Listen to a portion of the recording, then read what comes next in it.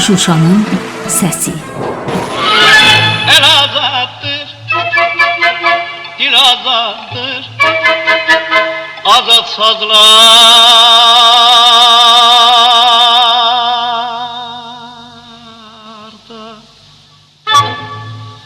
tel azattır. Çəkdiyim şəkili verim yadigar. Baxanda görsünlər bir yanda bahar, bir yanda dağların zirvəsində qar, bir yanda dərədən qalxan duman, çən. Qoy hamı bilsin ki, Şuşalıyam mən. Tarda dilləndirim rastı, mahuru, zümzümə eləyim seygahı, şuru. Yada düşsün bülbül, Rəşid, xan həmən. Qoy hamı bilsin ki, Şuşalıyam mən. Səni hər görəndə tanımaq olmur, aşırsan, bir də bir qərinə cavanlaşırsan.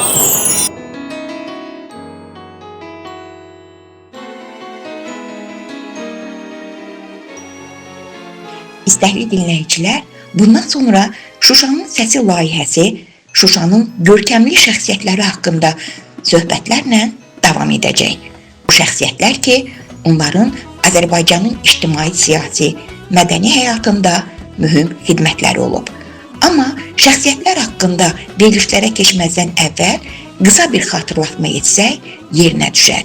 Sözü Siyasi Elmlər Doktoru Professor Qarabağ İrsini Araşdırma Mərkəzinin rəhbəri Elçin Əhmədova verirəm. Buyurun Elçin müəllim.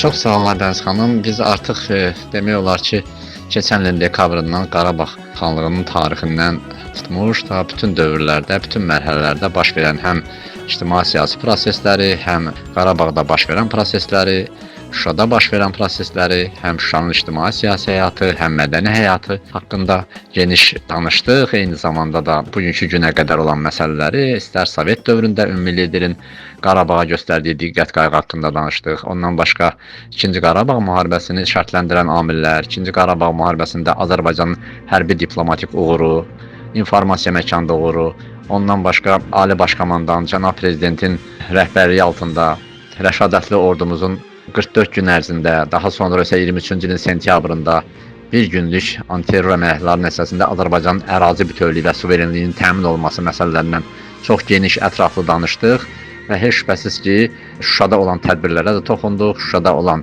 bütün Türk dünyasının mədəniyyət paytaxtı elan olunduqdan sonra keçirilən bir sıra tədbirlər, Dünya Azərbaycanlıların 5-ci Zəfər Qurultayı, ondan başqa Türk Dövlətləri Təşkilatının qeyri-rəsmi toplantısı və s. məsələlər haqqında biz danışdıq və qeyd etdik ki, Şuşa artıq ictimai fikir, milli ideoloji düşüncə mərkəzinə çevrilməkdədir. Bu baxımdan artıq biz bu verilişdən etibarən doğru vurğuladıq ki, Azərbaycanın ictimai, siyasi və mədəni həyatında mühüm xidmətləri olan, Şuşada doğulmuş, böyümüş, sonradan Azərbaycanın ictimai, siyasi həyatında, mədəni həyatında, ictimai həyatında mühüm xidmətlər göstərmiş şəxsiyyətlər haqqında söhbətlərimizi artıq başlamaq istəyirik və ilk söhbətimiz də heç şübhəsiz ki, Qarabağ xanlığının əsasını qoyan Pənahəli xan Cavanşir haqqındadır. Söhbət düşəndə cəhcan alınma, mən deyə bilmərəm səndən doymuşam.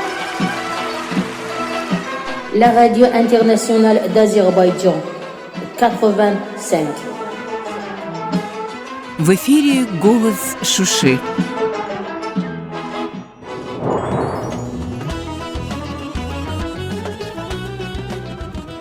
Pənahəli xan Cavanşir, Cavanşirlər tayfasının Sarcalı oymağından idi, bildiyimiz kimi.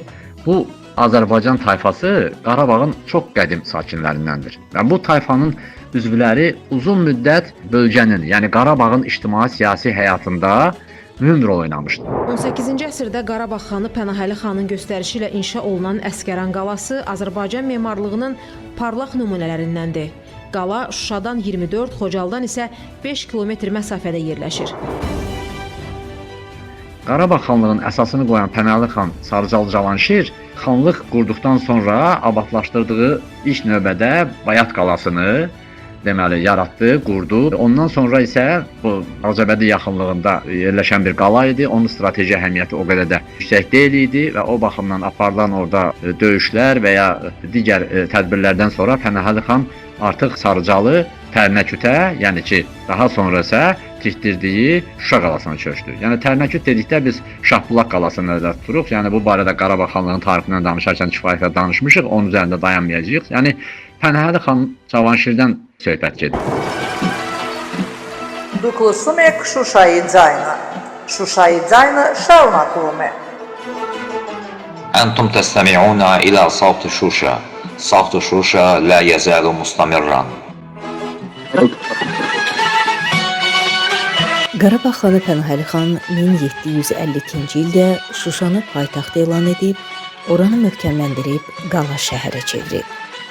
Şəhər bir müddət Pənahəli xanın şərəfinə Pənahabad, sonradan isə Şuşa qalası və Şuşa adlandırılıb.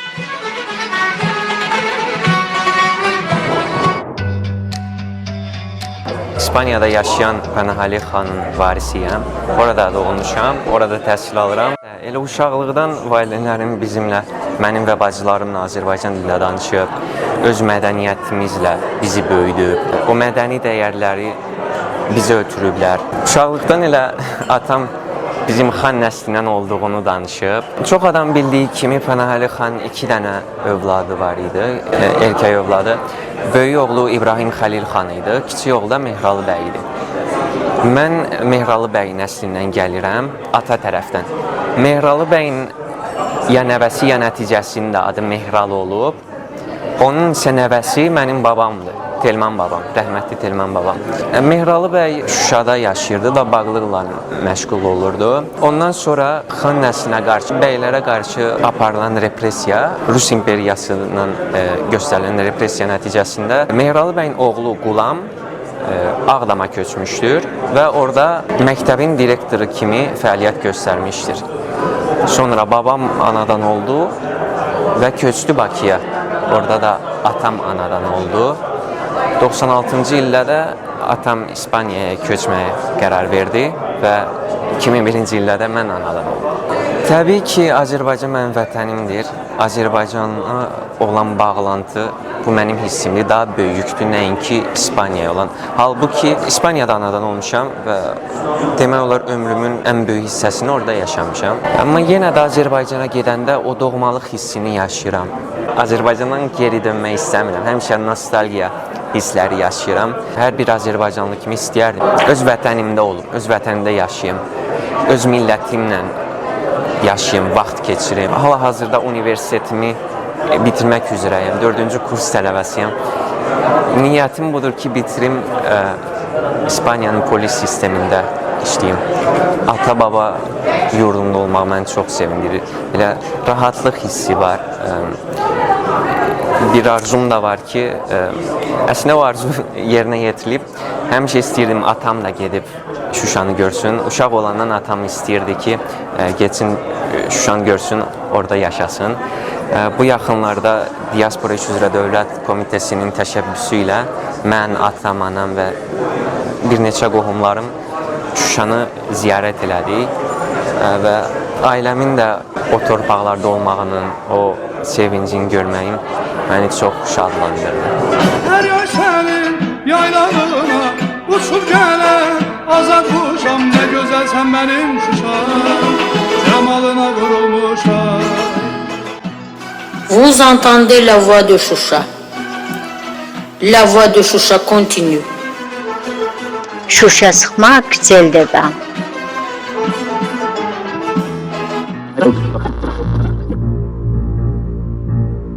Pənahəli xan Cavanşir görkəmli sərkərdə, Qarabağ xanlığının banisi. Ona görə də bayaq vurğuladığımız kimi Qarabağ bölgəsinin qədim soylarından olan Cavanşirlər nəslindən olan bir sərkərdənin Qarabağ xanlığının paytaxtına çevrilən Şuşa qalasını tikməsi, ondan sonra isə orada fəaliyyət göstərməsi, ondan sonra İbrahim Xəlil xan indi biz danışacağıq, onun dövründə Şuşada hansı quruculuq işləri görüldü? Heç şübhəsiz ki, bunların ilk növbədə başlanğıcı Pənahəli xanla bağlıdır.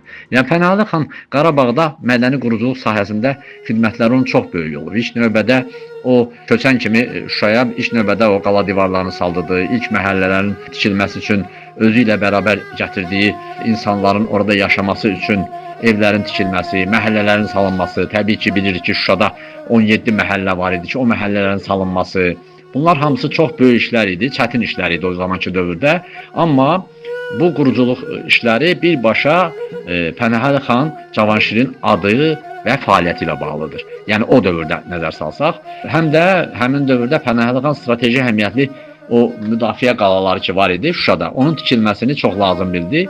1948-ci ildə bayaq qeyd etdiyimiz kimi Ağcabədi yaxınlığında Kəbirli mahalında Bayat qalasının əsasını qoyandan sonra o gördü ki, bu qala düzənlikdə yerləşir. Yəni o qədər də etibarlı deyil. Yəni döyüş zamanı bütün bunlar hiss olunurdu ki, strateji əhəmiyyəti yoxdur. Ona görə də Ağdamdan 10 kilometr deməli kənarda yerləşən, aralda yerləşən Şahbulaq deyilən yerdə artıq bir il sonra, yəni 1749-cu ildə yeni qala inşa olundu. Tarixi mənbələrə əsasən daha sonra artıq bir il sonra yenə də həmin Ağdamdakı olan Şahbulaq qalasının ətrafında müəyyən qədər tikililər var idi. O tikililərin memarları var idi. Onları eyni ilə o stili o deməli Şuşaya köçürtdü. Yəni ki, necə Şuşanın Gəncə qapısının salınması, ondan sonra İrəvan qapısının salınması, qala divarlarının tikilməsi 1750-52-ci illəri əhatə edir və həmin dövrdə Pənahəli xan daha etibarlı paytaxt yaratmaq üçün Şuşa qalasını seçdi. صدای شوشا را میشنوید. شوشا صدو گوش دادیم. شوشا صدو دوام کرده. صدای شوشا ادامه دارد.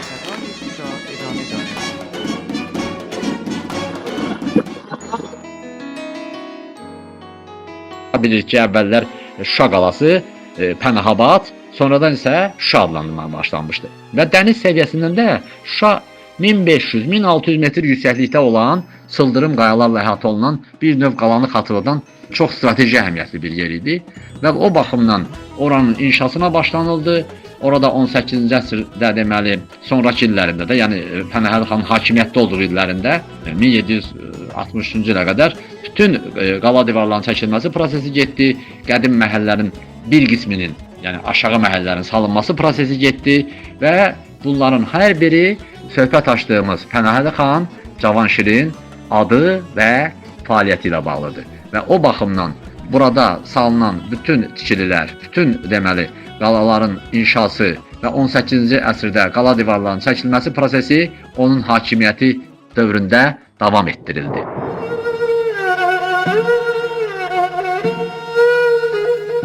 Pənahəli xan 1763-cü ildə vəfat edib və Ağdamın İmarət qəbristanlığında dəfn olunub.